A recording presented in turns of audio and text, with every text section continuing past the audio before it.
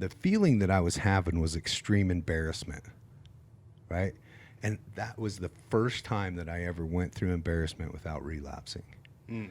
And so I learned that, and I haven't been embarrassed since, and I haven't relapsed, right? And so I learned that for me, and I think it's a big principle, and I think it's really common that there is a relapse emotion that people will generally relapse over again and again and again. Until that emotion is identified, they may never stop relapsing, right? For me, it was embarrassment. Somebody would say something, I would do something, I would feel something, and I would go out and relapse, right? Like I couldn't handle that emotion. And so I think getting past that and identifying those things, the process of this stuff is super important. You know, having a plan, going through learning yourself, having a plan, working through it, having a direction, things like that. Well, and being able to identify, those things that are essentially holding you back, right?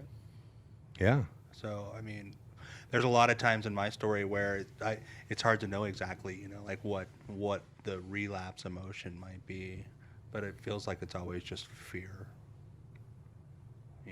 What do you mean?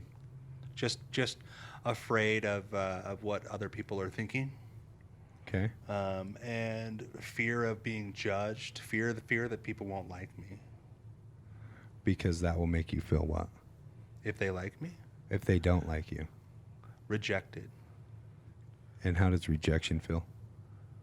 It feels like I'm lonely. Yeah. All alone. So like if we start breaking it back, Uh-huh. right, we start finding like maybe, what does loneliness feel like? Feels painful. Like something's missing. Yeah. Like something's missing. Yeah. Hence the disease, right? Like The void. the void. Mm-hmm. So I'm afraid that I won't be liked.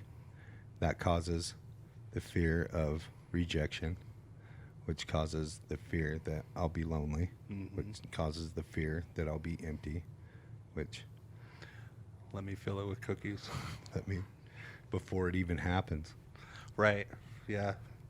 I mean, and of course that's always something that I think is probably pretty common is assuming, Yeah. assuming what other people. Whit talked about that as one of her guiding principles that she learned from the 4 agreements, never assume. Right. Well, and I love all these things that, we get to pick up over the years that we get to use as tools, like the 4 agreements is one of them. And we're going to talk today about, another tool that is a big part of your recovery. Right. It has been for a while.